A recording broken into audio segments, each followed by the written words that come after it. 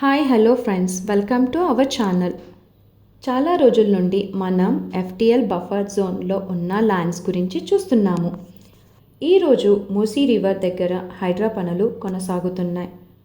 FTL buffer జోన్లో ఉన్న హౌజెస్ని ఖాళీ చేసిన వారికి డబుల్ బెడ్రూమ్ ఫ్లాట్ ఇస్తారని గవర్నమెంట్ నిర్ధారించింది.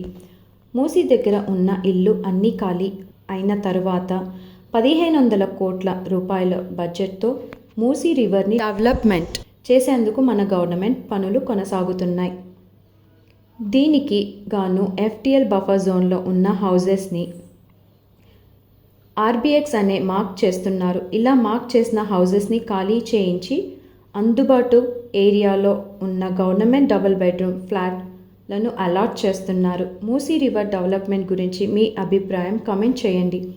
అలాగే మీరు కొనే ప్రాపర్టీని కానీ ఉన్న హౌస్ కానీ ఎఫ్టిఎల్ బఫర్ జోన్లో ఉందా లేదా అని తెలుసుకోవడానికి lakes.hmda.gov.in లింక్ని గూగుల్లో సెర్చ్ చేసి చూసుకోండి. Thanks for watching.